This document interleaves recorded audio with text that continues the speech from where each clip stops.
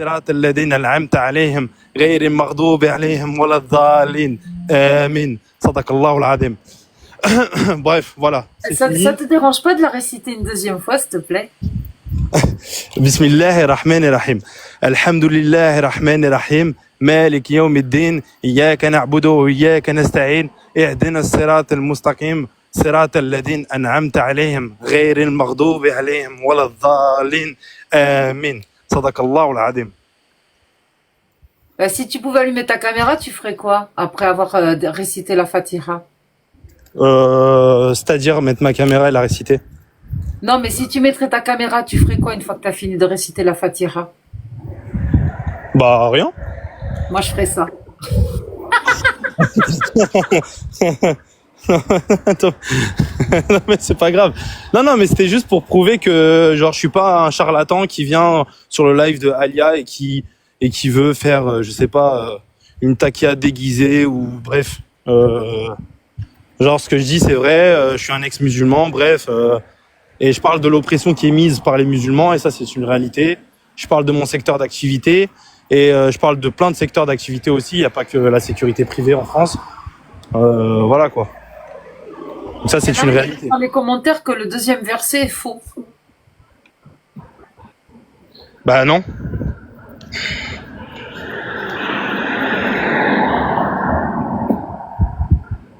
Voilà. Mais ils connaissent mieux la religion que nous. Je t'apprends rien de toute façon. J'ai eu l'éducation religieuse et en plus c'est du par cœur. Hein. Le Coran c'est du par cœur. De toute façon, il n'y a pas de lecture approfondie. On t'apprend ça comme une poésie à l'école. Et voilà. Tu connais même pas la signification des textes. Bref, c'est... Toi, tu es né où, en France ou Non, je suis né en Algérie. En Algérie. Je suis né en plein centre d'Alger, à l'UCND pour ceux qui connaissent. Voilà. Mais t'es arrivé à quel âge en France? Pardon? Je suis curieuse, moi. T'es arrivé à quel âge en France? Bon, je suis arrivé assez tôt quand même. Je suis arrivé, j'avais 7 ans. Donc l'Algérie, genre que je dise que je connaisse l'Algérie, non. J'ai passé tous mes étés, j'ai passé mes 30 jours de vacances à chaque fois. Donc je connais un peu. Mais dire que je connais très bien, non, c'est pas vrai. Mais par contre, la culture musulmane, oui. Je la connais bien. J'ai fait l'école coranique pendant 3 ans. J'ai eu une éducation religieuse très stricte. Et je connais, à ma petite échelle, l'islam, je la connais. Donc les gens dans le chat qui disent « je ne la connais pas », vous faites ce que vous voulez, vous pensez ce que vous voulez. Mais moi, je vous donne mon expérience. Moi, je comprends pas pourquoi vous insultez comme ça dans les commentaires. C'est quoi le game? C'est quoi le but? C'est votre éducation tout court ou c'est l'éducation islamique qui vous rend vulgaire dans les commentaires? Enfin, vous avez appris à parler où en fait? Vous avez un langage? Vous avez quelque chose? Je sais pas. Tiens. T'as le bonjour de mon cochon.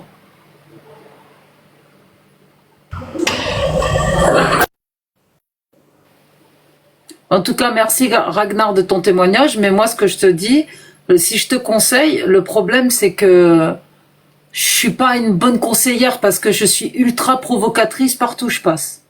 Que ce soit sur les réseaux ou dans ma vie privée. J'ai toujours été comme ça, de toute façon. Même quand je me suis convertie à l'islam, j'étais provocatrice. On change pas une nature. Hein. Donc du coup, si je te donne mon conseil, ça serait ce que je ferais à ta place, mais je ne suis pas à ta place. Enfin si, quelque part si, on fait le même métier. Mais tu vois, quand je venais de me convertir à l'islam, moi j'ai eu l'expérience d'un collègue au téléphone, un ancien collègue de la RATP, parce qu'avant j'étais sur le métro. Il commençait à me dire, normalement si tu t'es converti à l'islam, faut porter le foulard. La blague, si tu savais ce qu'il a mangé, le pauvre. J'ai regardé son Facebook et j'avais vu que sa femme, elle avait une photo où elle était décolletée, mais pire que moi, là, pouf, les 2 nénés à l'air. Et du coup, je lui ai dit, mais moi, tu me demandes de porter le foulard parce que je me suis convertie à l'islam. Ta femme, elle est musulmane. Il me dit oui. Qu'est-ce qu'elle fout sur Facebook en décolleté les 2 nénés à l'air? Ah bah alors là, il n'y avait plus personne. Ouais, essayer de faire asseoir une domination qu'ils n'ont pas. Je te jure, ils arrivent même pas à dominer leurs femmes, ils veulent dominer les femmes des autres. C'est un truc de ouf. Ah là là là là là là.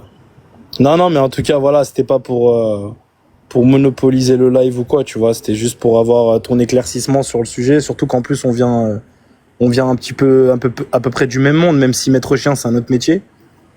Bah, je suis SIAP aussi, hein, figure-toi. Pardon? Je suis aussi SIAP. Ah bah voilà. Bah voilà, c'est donc en fait, tu sais, quand je te donne l'ambiance globale des métiers de la sécurité en France, tu sais comment ça fonctionne. Genre J'ai déjà bossé en SIAP, j'ai déjà bossé en équipe, voilà, sur voilà, des événementiels, tout ça, et puis des fois sur des structures des- autres qu'événementielles. Mais tu vois, je me suis toujours retrouvée seule la nuit en SIAP, en fait. J'ai jamais eu le SIAP 2 sur le dos, quoi. Ouais, non, mais après, moi, enfin, tu vois, je suis amené à être, genre, dans des PC pendant presque 11 heures calfeutré dans une cave, limite une cave, tu vois, et les vacations peuvent paraître longues et les discussions peuvent venir, c'est naturel, tu vois. Sinon, si tu t'entends pas avec tes collègues, ça peut être vite très compliqué. Surtout qu'on passe, comme encore une fois, je le répète, on passe plus de temps avec nos propres collègues qu'avec notre propre femme. Donc, si tu veux, les discussions, elles viennent naturellement. Et les discussions de religion, c'est pas que tu peux pas y échapper, mais ça vient. À un moment donné, ça vient, en fait. Et t'as raison de rappeler que c'est interdit. T'es leur responsable dans la hiérarchie, normalement. Bien sûr. Tu leur sors le contrat de travail. Bien sûr, non, mais bien sûr, bien sûr. Tu leur mets dans la gueule, la prochaine fois que tu as une réflexion pendant le ramadan ou sur n'importe quoi de la religion, tu leur refous l'article du contrat de travail sous la gueule et tu leur dis, bah écoute, normalement sur ton poste de travail, gars, t'as pas le droit de parler de religion ni de politique. Ouais. Eh ben, écoute, c'est ce que je vais faire. Les sujets de la religion, vous les laissez dehors, en dehors du PC, quoi. Voilà. Bah, écoute. Je sais que c'est délicat, parce que Ouais. s'ils sont en majorité, là, c'est un peu la merde, en fait. J'avoue, c'est pas facile. Ah, tu vois, c'est, en fait, encore une fois, c'est dans une équipe constituée de plusieurs agents, genre où t'as tout de suite des étiquettes qui sont mises sur ton front et t'as même pas le temps de respirer, en fait. T'as même pas le temps de respirer. Que, en fait, ce truc-là, il est tout de suite mis sur toi. Et, et en fait, c'est pas simple. C'est vraiment pas simple. Mais bon. En tout cas, merci pour ta réponse. Ah ben de rien, si j'ai pu t'éclaircir, moi tout ce que je peux te dire, c'est se rabattre sur le contrat de travail, mais il y a le contexte aussi qui permet pas d'avoir un champ libre pour faire respecter la loi de ce contrat, quoi, tu vois. Par contre, je suis curieux de savoir si t'as, du coup, je vais regarder mon contrat ce soir, là, si t'as l'article, où genre c'est noté que t'as pas le droit de parler normalement d'orientation sexuelle ou Non, c'est juste moi dans mon contrat de travail. Hein. Je te parle pas de l'article de loi, je te parle de mon contrat de travail. Il est interdit sur son poste de travail de parler de religion et de politique. J'ai toujours vu ça sur mes CDI en fait. Ah, c'est ton entreprise qui l'a mis dans ses accords d'entreprise, donc il faudrait que je regarde dans la mienne si c'est bien notifié. Et moi j'ai ça sous le pif depuis que je suis maître chien depuis 2007. D'accord. Ok, bon, je vais regarder, c'est intéressant. Ouais. En tout cas, regarde bien. Yes. Et je crois que il faut regarder le code du travail aussi.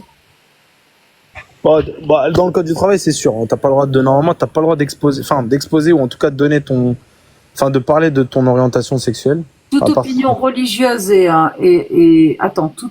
toute opinion religieuse et politique est strictement interdite sur le poste de travail. Mais ça, j'ai été confrontée quand j'étais chrétienne et que j'étais en 99 en précalif d'aide-soignante à l'hôpital Les Peupliers dans le 13e à Paris. T'as vu, je donne tout. Comme ça, vous pourrez aller même à l'hôpital des Peupliers à Paris dans le 13e pour vous renseigner, voir si je m'étonne ou pas. Eh ben, dis-toi bien qu'en 99, à cause de ma croix et de ma vierge, j'ai eu une réflexion de la prof, mais un truc de fou. Elle m'a dit, ça, c'est dans le t-shirt ou à la maison. Mais il est interdit, tout signe ostentatoire est interdit sur les lieux publics. Sur les espaces. Attends, comment elle m'a sorti ça?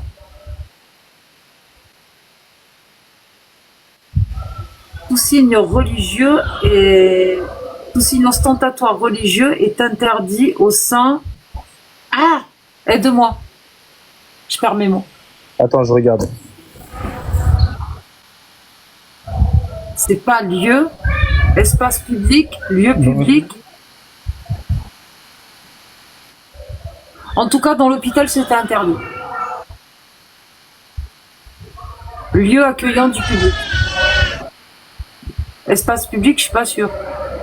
Mais en tout cas, c'était en classe. Donc, du coup, on faisait un cours en classe et il était interdit d'afficher tout signe religieux dans la classe et dans l'hôpital.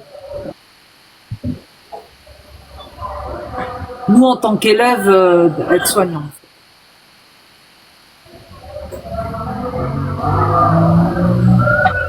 Alors, je regarde ce que me dit l'intelligence artificielle. Institution publique, voilà. Je regarde ce que me dit l'intelligence artificielle sur le code du travail. C'est un peu... Enfin, c'est pas dit clairement que c'est interdit. Hein. Ouais. Genre, il est dit que genre c'est encadré, que tu as une liberté d'expression, mais que ça ne doit pas perturber l'activité de l'entreprise. En gros, c'est... Genre, ça dit pas clairement, genre, c'est interdit, point barre. Genre, c'est l'article L1121-1 qui dit, en gros, la liberté d'expression est là, mais tant que ça ne gêne pas l'exploitation. Ok. Et donc, en fait, ça doit être le chef d'entreprise qui définit ce qui pourrait gêner, justement... Voilà. C'est pour ça qu'on en vient, je pense, aux accords d'entreprise qui sont différentes et à la convention collective des métiers de la sécurité, qui doit aussi fixer peut-être des règles. Faut regarder. Ouais. Mais en tout cas, dans tous mes contrats de travail, moi, j'ai toujours vu qu'il était interdit d'avoir des discours religieux ou politiques. Même la politique, t'as pas le droit d'en parler au travail. Donc, ça doit être les entreprises qui définissent ce qui pourrait troubler l'entreprise, en fait. Ouais, qui pourrait genre gêner l'exploitation d'un site ou d'un plan de travail. Ouais. Mais ouais, il faut regarder la convention et peut-être voir les accords. Ouais. C'est les accords d'entreprise, je pense, qui définissent ça. De toute façon, c'est défini comme une faute professionnelle à partir du moment où tu ne respectes pas ton contrat de travail. J'espère que je ne vous ai pas trouvé dans un thème très très solennel. Hein? Oui, David, bonsoir. J'espère que ça va. Hein? Oui, ça va bonsoir, et toi? Ça va bien?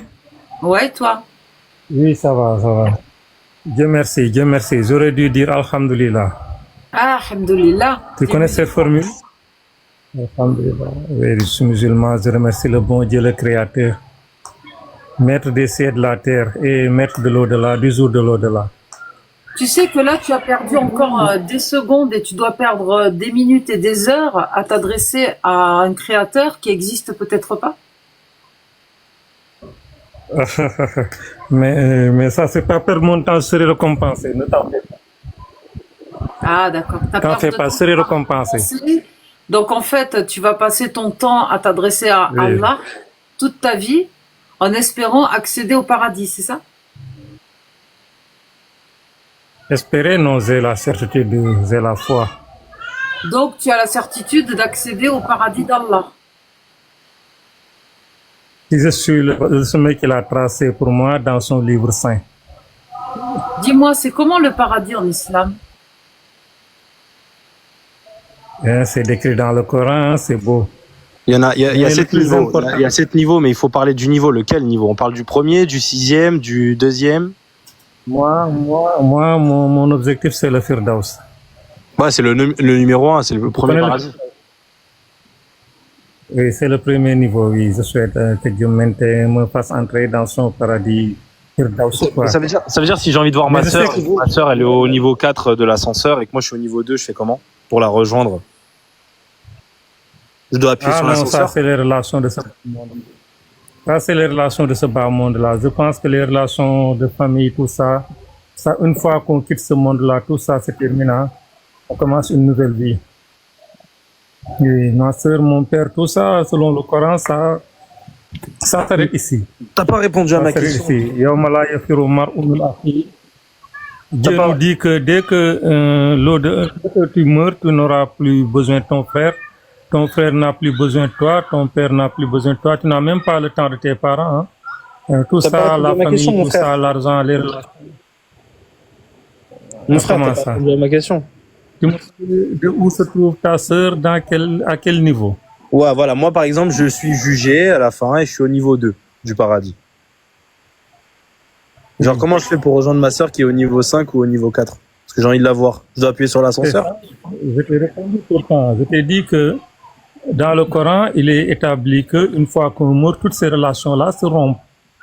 Il n'y a pas de frère, il n'y a pas de sœur, voilà. Tout ça, c'est des relations qui concernent seulement cette vie-ci. Une fois que l'homme meurt, ces relations n'existent plus. Le père n'a plus une attention quelconque à prêter à son fils et le fils non plus. Chacun règle son problème dans l'au-delà. Tous sont égaux en âge. Voilà, il n'y a pas de D'accord. père, Il de y a plus de, mère, il y a plus de relation, en fait. il n'y a plus d'âge, voilà. Mais pourquoi quand on dit, pourquoi quand on dit que, genre, tu peux intercéder pour 72 membres de ta famille pour les ramener au paradis avec toi, ça veut dire quoi? C'est-à-dire qu'il y a une relation. Non, c'est des hadiths qui ne sont pas authentiques, hein, ça, c'est pas... Parce que Non, le si seul intercesseur au niveau de la religion, c'est le, le prophète Mahomet, hein. c'est mourir en martyr, c'est ça?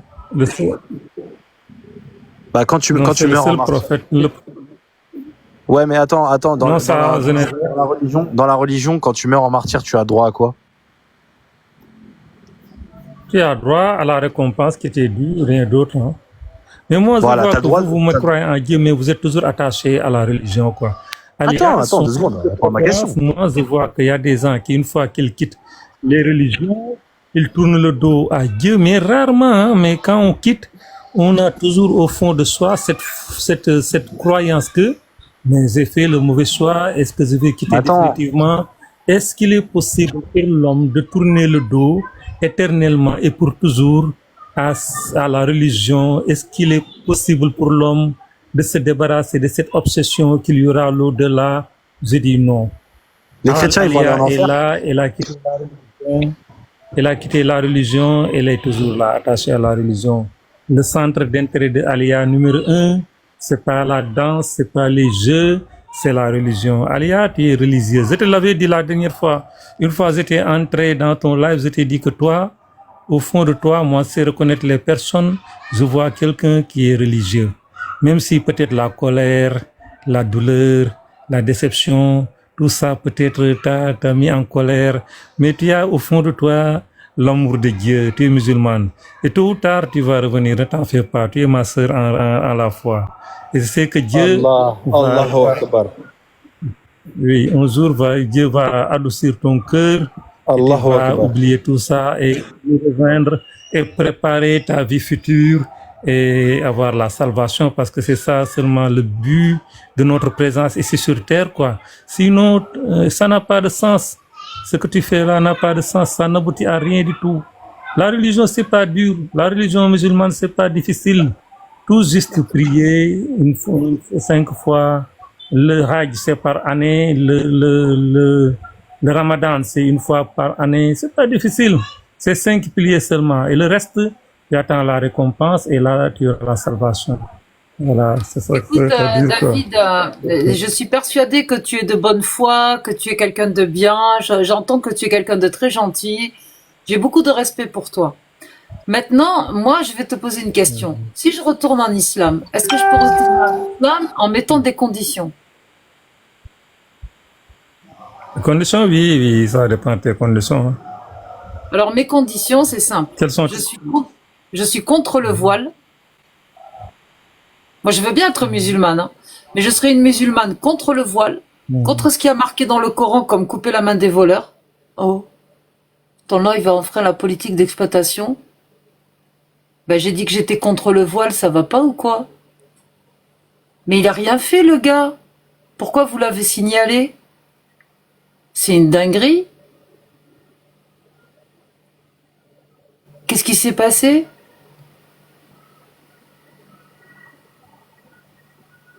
Oui, si je vais en Iran, je sais, je vais faire capoute. C'est un truc de... Ragnar, il a dit quoi, le gars?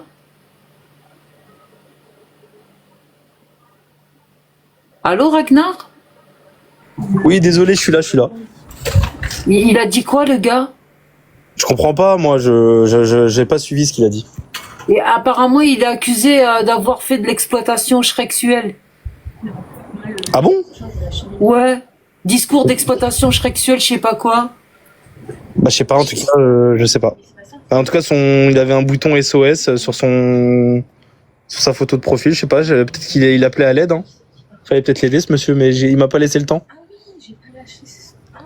T'avais peut-être un Non, remède pour lui. David, refais ta demande. Je sais pas ce qui s'est passé. TikTok a dit que tu faisais de l'exploitation sexuelle. Mais t'as rien dit dans ce sens.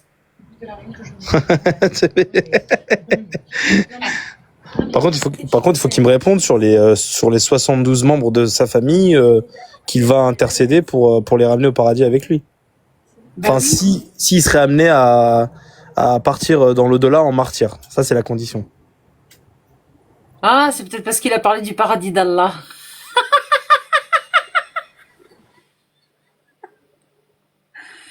En tout cas, si tu peux pas monter, va contester. Et TikTok va vérifier. Et en aucunement, tu as dit des trucs de ce qu'on t'accuse. Moi, si je suis musulmane, je serai contre le voile.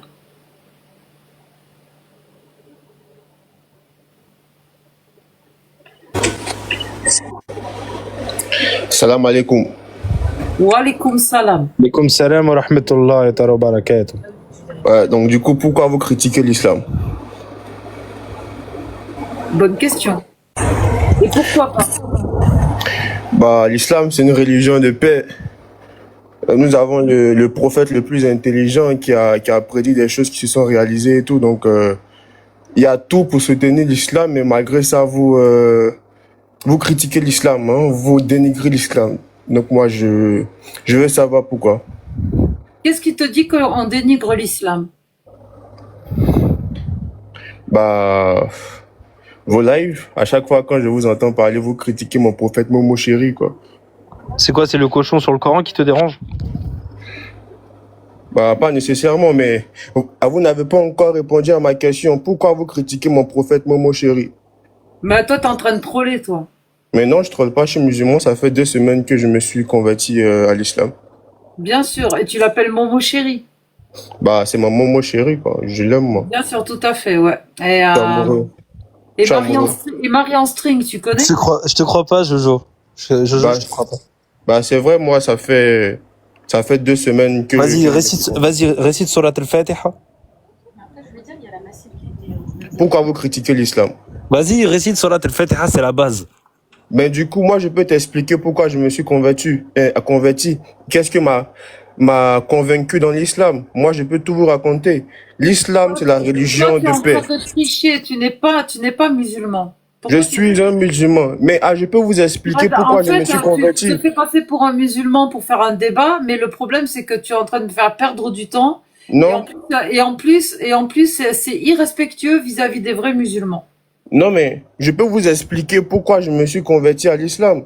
Je peux vous expliquer Tu n'es qu'est-ce qui pas m'a convaincu, tu convaincu. n'es pas musulman, tu trolls, ça se Mais voit. laissez-moi vous Mais expliquer même pourquoi quand je tu me suis rentres dans converti. l'islam et que tu connais rien à la religion, tu dis même pas Momo chéri, starfallah, t'as fait du blasphème, ça va pas ou quoi? Mais Momo, c'est le plus intelligent des hommes. Momo, il a dit des choses Un même. vrai croyant, même s'il vient de se convertir, jamais il appelle son prophète Momo, il appelle Mohammed. Pour rien au monde, moi, je ne vais trahir le prophète Momo. Le prophète Momo, il a dit des choses que même Einstein... Si t'arrêtes pas ta dinguerie, je vais te descendre de mon live. Bon, ok, d'accord. Donc, du coup, le prophète Mohammed. Voilà. Donc, je me suis converti à l'islam à cause des paroles du prophète Mohammed. Des paroles d'intelligence du prophète Mohammed, par exemple. Le prophète Mohammed, il a dit, quand tu vas aux toilettes, quand tu finis de chier, tu ne prends pas un caillou, tu ne prends pas 2 cailloux, mais tu prends 3 cailloux pour te suer le cul. Mais c'est un génie, le prophète Momo chéri. Et ces paroles-là m'ont convaincu de rentrer dans l'islam, parce que même Einstein ne peut pas raconter ce genre de choses, tu comprends? Il est trop intelligent, le prophète Momo.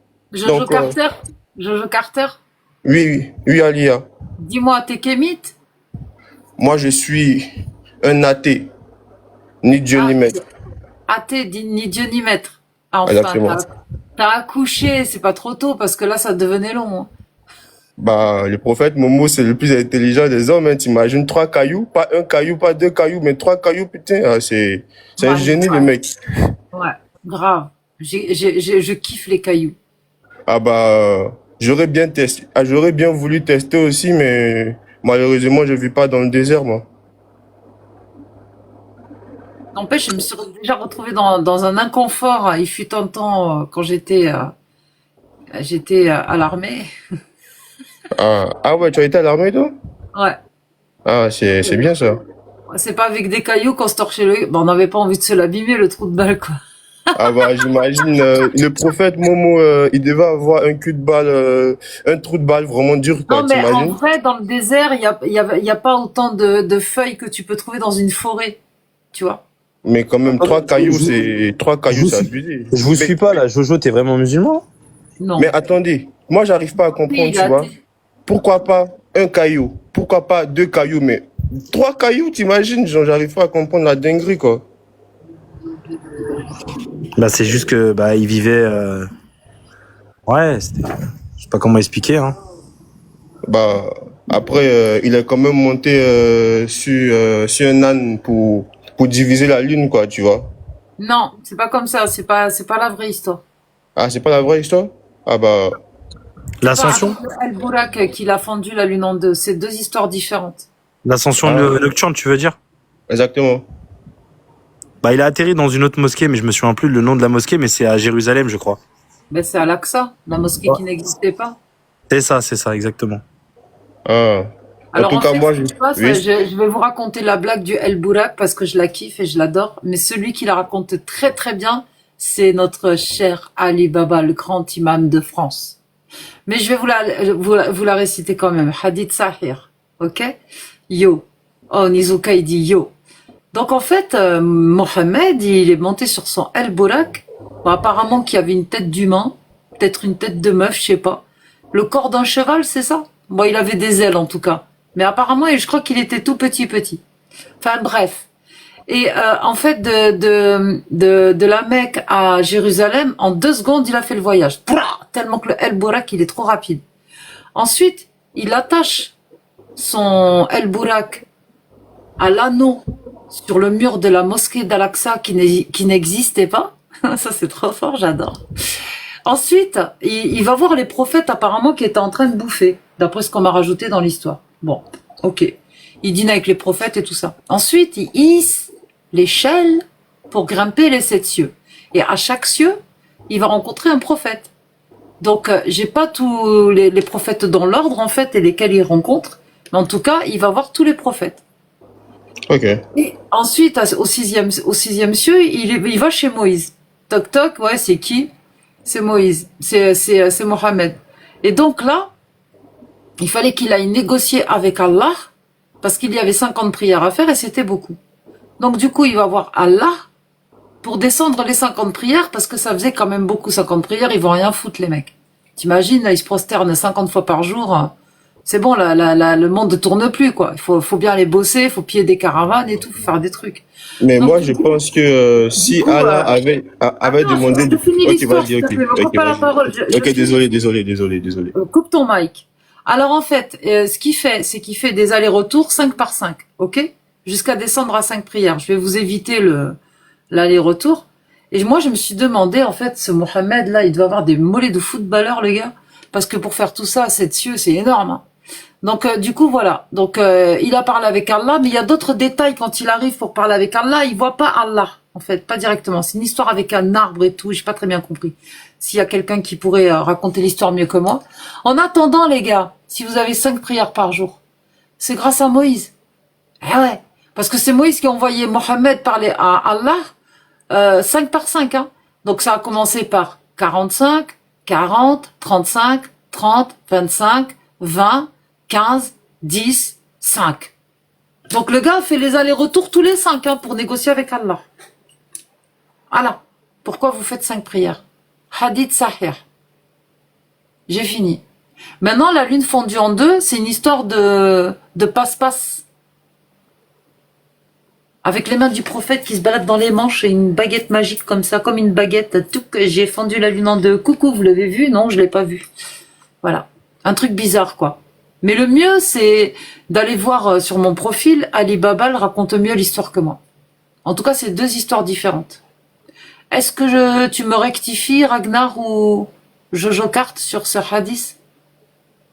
Bah, après, moi, je connais pas trop, mais après t'avoir écouté, je suis vraiment ébloui par cette histoire, hein, et sincèrement, je comprends les musulmans d'être musulmans, hein.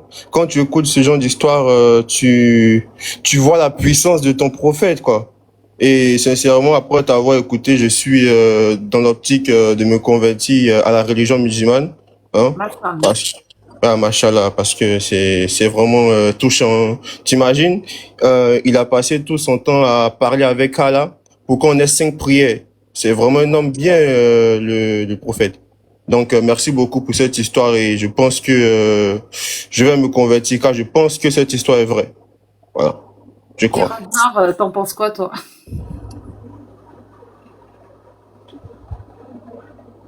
Non, Ragnar, il est occupé. Bah écoute, c'est cool, hein. Ouais, bah du coup, tu vas quitter la confrérie, c'est cool. C'est pas cool. Bah, quelle confrérie des athées? La confrérie, tu sais, les koufars. Ça s'appelle la confrérie. Ah ouais, mais après, oui, c'est ça, mais quand je regarde tout ce que Allah nous promet au paradis, tu vois, du vin à volonté, moi, j'aime bien le vin, moi. C'est cool. Ah bah, qui dira non à du bon vin après la mort? T'imagines, Mais là? non, mais attends, t'es sûr qu'il y a que le vin qui promet au paradis? Après, il promet quelque chose d'autre, mais j'ai pas envie de le dire, quoi. Les 72 vierges, c'est ça? Ah bah, ah bah, ah bah oui, hein. T'imagines, hein? Le, ah là, il est vraiment très gentil, quoi, tu vois. 72 vierges, 20 à volonté, qui pourra dire non à ça? Moi, je comprends les musulmans, quoi. Les mecs, les mecs qui vont se faire boum boum juste pour avoir du vin à volonté et 72 vierges, t'imagines? Bon, je répète, non, je ne suis pas chrétienne, je ne suis pas juive, je ne suis pas musulmane, je ne suis pas kémite. Mais pourtant, j'ai la croix kémite, j'ai la croix de Jesus Christ, j'ai la main de Fatma et j'ai l'étoile de David. Ah, Alléluia, salam alaikum. ah là, la totale, le pompon, Exactement. la cerise sur le gâteau. Comme ça, pas de jaloux. Bah, en Dans tout cas, ce cas, merci il vous beaucoup dit, de si m'avoir vous êtes accueilli. musulman sunnite, tapez 1 si vous êtes un homme, tapez 2 si vous êtes une femme. Moi, je veux le faire autrement. Si vous êtes musulman sunnite, tapez 1. Homme, femme, on s'en fout. Si vous êtes chrétien, tapez 2. Si vous êtes juif, tapez 3. Et si vous êtes kémite, tapez 4. Les Kémites ont rejoint la danse. C'est incroyable. Qu'est-ce que tu penses des kémitudes? Kémitudes? Kémitisme? Bah, en tant qu'Africain, je suis directement concerné par ce mouvement-là. Et ce que je pense, c'est, ils ont un fond de vérité, c'est-à-dire ils essaient de faire prendre conscience aux Africains en ce qui concerne les religions, mais derrière, ils les emmènent vers un autre dogme, hein, c'est-à-dire spiritualité, etc. Et ça, moi, je suis pas du tout d'accord avec ça. Et en ce que concerne la suprématie d'une race, moi, je suis contre, hein. C'est-à-dire exclure quelqu'un d'un mouvement juste à cause de sa couleur de peau, je trouve ça raciste, quoi. Donc, en ce qui concerne ça, je suis totalement contre. D'accord, mais on t'a pas déjà proposé de rejoindre le mouvement kémite? Bah, moi, ils m'ont dit que je suis kémite si je veux ou pas, quoi, parce que je suis noir. Non. C'est un peu violent quand même, non?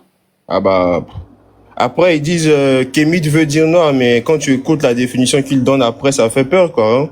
Il y a des gens qui m'ont dit, mais non, le noir, il est au-dessus du blanc, le blanc, c'est... Le blanc a été fabriqué par Yakou, je crois. Mais je me suis dit, mais c'est quoi ce truc-là? Ah bah oui, hein, bah oui, j'ai entendu ça, hein. Le blanc a été fabriqué... Je n'ai aucune idée. Je n'ai aucune idée. Le blanc a été fabriqué par Yakou. Le blanc a un défaut de fabrication. Je dis, mais what the fuck, ouais? On a des... Et- Mais oui, oui, mais oui, c'est ça. Hein. Et quand tu entends ça, c'est légitime de reculer, quoi, tu vois, de se poser des questions face à ce mouvement. Ça fait peur, quoi. Moi, j'ai peur. Mais il y a plusieurs. En fait, chacun définit la kémitude, en fait, ou le kémitisme, ou les kémites. C'est ça le problème, au fait. Tu vas prendre 10 kémites, tu auras 10 définitions différentes. Tu vas prendre 20 kémites, 20 définitions différentes. Et vraiment, ça... Moi, je me perds. Donc, je préfère vraiment reculer face à ces mouvements-là et puis suivre ma logique en tant qu'athée, quoi. Ni Dieu, ni maître, juste la rationalité. Voilà. Est-ce que tu penses pas qu'il y aurait des dérives sectaires par rapport à ce mouvement? Bah, si tu as regardé le débat entre les kémites et Jack le Fou, il était venu dans une optique de montrer la dérive sectaire qu'il y avait dans le kémitisme et clairement, je pense qu'il a réussi. Hein. Aujourd'hui, tu vas demander à tous les fans de Jack le Fou, ils auront tous le même discours. Vu le comportement qu'ils ont montré lors de ce live-là, ça refuse la contradiction, ça... il y a de l'exclusion dans ce mouvement, etc. Moi, je pense qu'il y a bien effectivement des dérives sectaires. Au début, je ne le voyais pas, hein, parce que comme ça me concernait directement, j'essayais de fermer les yeux, mais quand tu veux être rationnel et logique, tu n'as pas le choix que d'avouer, quoi. Un mouvement qui va te dire, mais non, tu n'es pas africain, parce que tu n'es pas noir, si tu veux être dans ce mouvement, tu dois être noir, etc. Ça te raconte plein de trucs qui n'ont aucun sens, quoi. Et sincèrement, j'ai peur de ce mouvement. C'est fatigant, en fait. Ils sont fatigants. Ouais, j'ai peur. On a l'impression qu'ils font du bourrage de crâne aussi bien que tous les dogmes, en fait. Exactement, ça le problème, en fait. C'est-à-dire, vous combattez un dogme et ensuite vous les ramenez dans un autre dogme. Mais c'est quoi ça n'a aucun sens, quoi. Normalement, si vous voulez combattre pour le réveil de l'Afrique, vous devez combattre les religions, bien évidemment, parce que ça a des idéologies qui rétablent. Mais derrière, les ramener vers la rationalité, vers la logique, vers la réalité. Mais vous n'allez pas les enlever d'une croyance et encore les ramener vers une autre croyance qui n'est pas fondée, sans aucune preuve. Tu comprends?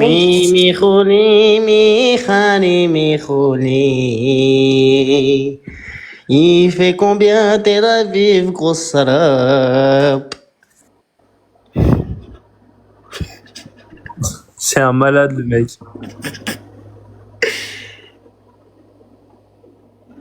Il n'y a plus que ça pour défendre l'islam. Bonsoir. Encore un qui a bien défendu Allah. Bravo à toi, Moubs. Allah est fier de toi. Ouais, il est très fier de toi. Ouais, et en plus, t'as gagné le jackpot pour être bloqué. Et voilà. Oh, c'est dommage.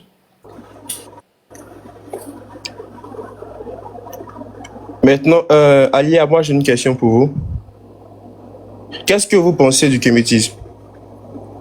Ben, je pense exactement tout ce que tu en as défini, qu'il y a un potentiel danger de dérive sectaire par rapport à justement le fait qu'au départ, c'était peut-être une idée intéressante. Juste, je finis, s'il te plaît. Donc, c'était une idée peut-être intéressante pour promouvoir la culture africaine et tout. Moi, je vois pas de mal. Au contraire, parce que bah, c'est génial la culture africaine. Et j'ai déjà été dans ce trip-là de promouvoir la culture africaine, vu que je travaillais pour une association malienne. À l'époque, j'étais médiatrice socioculturelle. Et tu peux couper ton mic, s'il te plaît? Merci. Et donc, du coup, j'ai rien contre ça. Ensuite, là où ça peut être un mouvement de dérive sectaire, c'est que justement, vu qu'il n'y a pas vraiment de règles, tout est accepté et le tout est n'importe quoi avec. Donc chacun va monter, défendre et définir le kémite comme il le voit. Et c'est là que ça devient un peu dérangeant, quoi, parce qu'on sait plus, comme tu as dit, on est perdu à la fin. D'un kémite à l'autre, ça va changer d'idéologie, en fait. On est un peu perdu. Alors il y en a un qui va être pas d'accord avec ce qui a été dit parce que c'est pas la vraie histoire. La vraie histoire, c'est celle-là. Ben, concernant justement où les Africains auraient été les premiers à avoir vu l'Amérique avant Christophe Colomb, il y a deux versions là-dessus. Il y a du vrai et il y a du faux. On ne sait pas sur quel pied danser, en fait. Il y en a un qui te sort une version et l'autre il va te sortir une autre histoire. Donc au final, c'est pas crédible en fait. Manque de crédibilité dans la définition vraiment de ce qu'est les kémites. Et puis tu en as qui ont des discours virulents au point qui sont complètement mais anti-blancs. Mais ça c'est dangereux. Faut pas laisser promouvoir ça. Parce qu'il y a des kémites avec qui j'ai discuté où il y a un grand respect, il y a un échange, tout va bien. Et puis poum, je tombe sur le deuxième qui commence à m'invectiver, l'autre qui commence à calmer un peu le jeu. Bon, moi ça me dérange pas, j'ai l'habitude de me faire invectiver dans mes débats, donc de toute façon, même si je dois être presque traitée de blanche intrus, est-ce que tu veux? Ok, ça passe. Voilà. Ok, mais c'est exactement ça, quoi. Et derrière, quand tu fais face à ça, le moyen le plus simple et le plus rationnel de s'en sortir, c'est de juste mettre un écart, tu vois. C'est-à-dire, moi, j'étais avec eux au début, mais arrivé un moment, je me suis dit, mais non, mais c'est pas possible, quoi. Je préfère juste rester dans ma position, d'athée, et continuer de réfléchir de manière rationnelle, ne pas adhérer à un autre dogme. Donc c'est ma position actuelle. Donc j'écoute si il y a des changements. Excuse-moi Jojo, Oui. le mouvement là, le mouvement kémite, il est en train de prendre de l'ampleur. Pourquoi on en parle autant en fait en France là? Enfin, il prend vraiment de l'ampleur ce mouvement là? Ben, j'en sais rien, mais en tout cas sur le réseau TikTok, oui. Mais après, en France, Exactement. moi, j'ai pas de données en fait. Je peux pas dire. J'y connais rien à ce mouvement, mais j'en entends parler de plus en plus. Donc je vous pose la question, c'est pour ça. Après, sur le réseau TikTok, oui, mais quand tu vas en Afrique, les gens n'ont pas vraiment le temps de ça, quoi. C'est-à-dire que les gens sont occupés à chercher à quoi manger, de quoi manger, donc ils vont pas nécessairement se préoccuper de ça. La plupart des personnes qui se disent kémites vivent principalement en Europe. Donc c'est seulement sur TikTok que ça prend de l'ampleur, sincèrement. Ah bah voilà, d'accord. On est bien d'accord parce que franchement, j'en entends pas parler à la télévision, j'en entends pas parler autour de moi. Dans la vie de tous les jours, j'en entends que sur les réseaux. Tu penses qu'on va laisser des Noirs qui veulent la réciprocité, hein, qui imposent la réciprocité dans les médias, des Noirs qui s'affirment. On aime quand le Noir il est docile, quand il fait l'imbécile. Tu vois ça, on aime. Mais quand Bah un oui, Noir on est dit stop, moqué. on n'en peut C'est ce qui plus. se passe dans la religion kémite. On peut parler. Moi, je suis pas Tu viens de kémite, couper hein, la pour parole. préciser. Mais tout le monde parle, tu me dis rien. Mais comment est-ce qu'ils parlent? Bon, vas-y, je vous laisse. Mais c'est parce Bonne qu'ils parlaient, ils bonne avaient une soirée. Non, mais discussion. bah, laisse-la parler, Kafir. Vas-y, dis ce que t'as à dire. Ouais, c'est vexé. Hein. Bah, elle dit elle est pas kémite. Mais elle dit qu'on aime bien voir les Noirs faire ci, faire ça. Je comprends pas. Moi, je comprends pas. Et elle te demande si t'es maghrébine, tu sais, elle a besoin de renvoyer les gens à leurs origines avant de Moi, je suis venir française. avec eux. Moi. Je suis française. D'abord, elle veut Maghrébine, savoir de quelle couleur est ta peau exactement, tu vois, avant de te parler. moi, je suis blanche. C'est une Babtou. T'es une gaouria.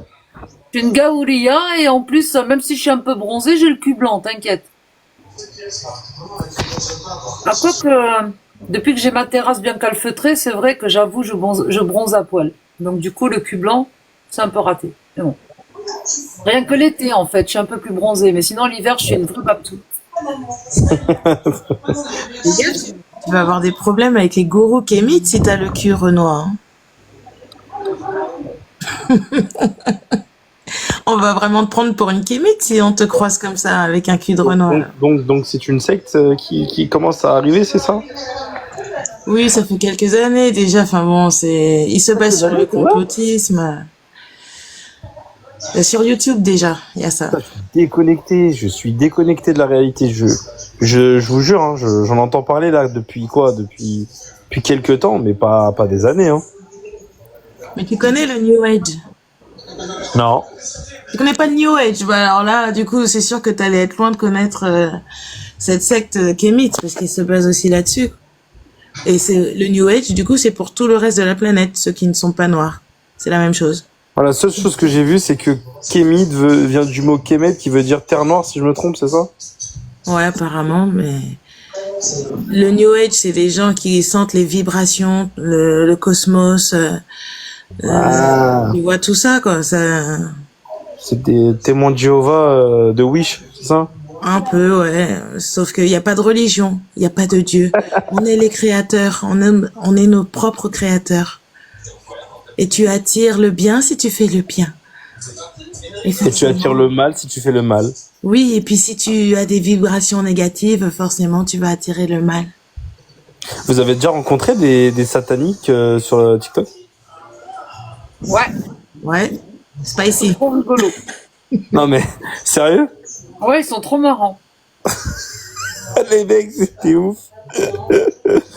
J'adore ouais. les trucs sataniques, moi. C'est vrai? Mm. Ils te disent quoi? Ils te disent qu'ils parlent avec le diable et tout?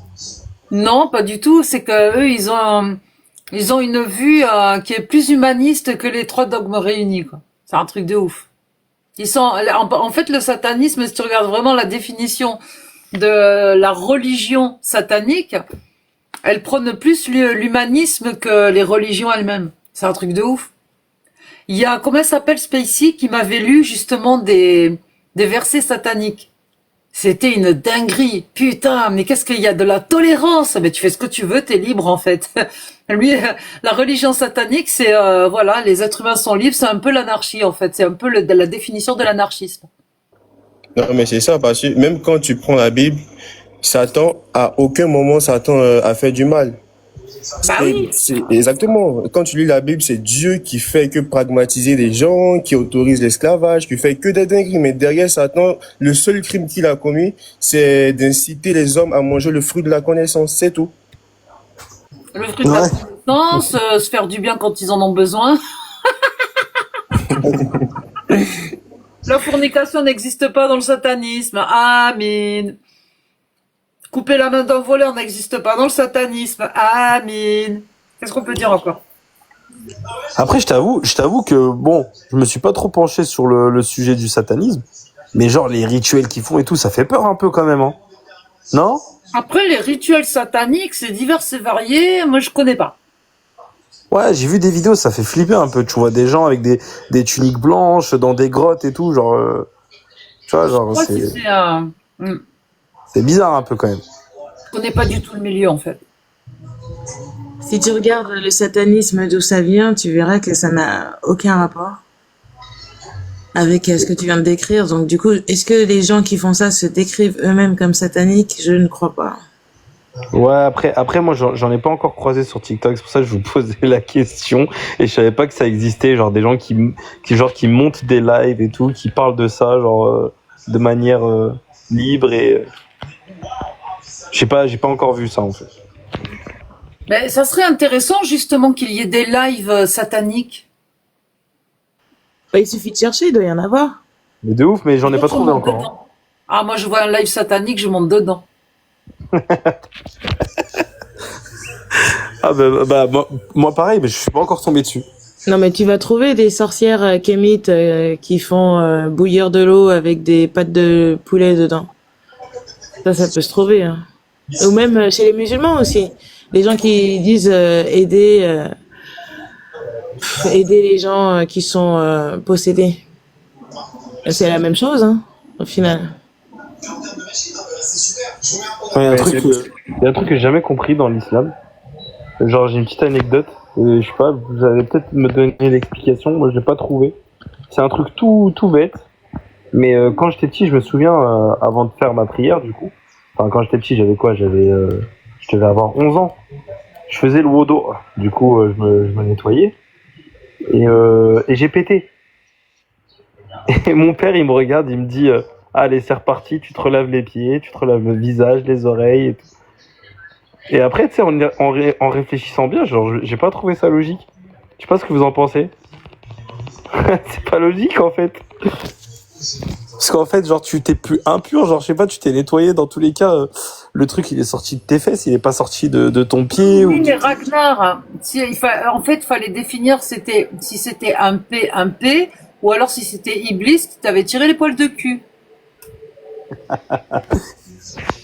Et pour les trous de balle épilés, je vous rassure, vous inquiétez pas, Iblis il met pas le doigt, il va souffler dans le trou de balle. Donc, faut définir si le prout vient d'Iblis ou si ça vient de tes intestins. Jojo, t'as une explication là-dessus? Bah, à tout ce que moi je sais, c'est que Iblis, ça doit être un petit cocu, hein, parce que Non mais sérieux, non mais c'est pas logique. Ah, Les les- sciences, rien n'est logique regarde. dans les religions, rien n'est logique, mon gars. C'est-à-dire, du moment que tu commences à être rationnel et logique, c'est impossible de rester dans une religion. T'imagines un Dieu omniscient, omnipotent, qui se préoccupe de ce qui se passe dans ma culotte, tu t'imagines ça? Non mais alors il y a aussi j'ai lu tout à l'heure un truc que je connaissais pas et je savais pas que les ânes quand ils bâillaient c'était qu'ils avaient vu le diable. Je sais pas si vous en avez entendu parler de ce hadith Sahih de Bukhari. Je peux vous donner le numéro. Et genre quand je l'ai lu, j'étais mort de rire tout à l'heure. Je le connaissais pas. Et quand l'âne bâille, ça veut dire qu'il a rencontré Satan. Tu l'as vu, Anne Bourak, pardon. Oui, j'avais déjà lu ça. Ou j'ai dû l'entendre aussi. Oui. À l'époque, enfin, ça doit être Babal hein, qui a dû le sortir aussi, celui-là. L'âne qui bâille. Donc quand tu vois un âne bâiller, ça veut dire qu'il a croisé le regard de Satan. Donc il faut se méfier, quoi. Il faut le craindre. Mais même nous, bailler, c'est pas bien, je crois. Ah bon? Alors, je sais plus d'où ça sort, mais peut-être je confonds. Si ça te dit rien, je vais pas m'avancer non plus. Ça me dit quelque chose. Mais par contre, l'âne, l'histoire de l'âne, c'est véridique parce que c'est le prophète qui a dit alors je sais plus à quel compagnon, que quand tu vois un âne bâiller, ça veut dire que l'âne a croisé le regard de Satan. Eh ben, quelle science. Je sais pas, moi. Un jour, mon Rottweiler, il a récité le Allahu Akbar en même temps que l'imam de la mosquée au Maroc.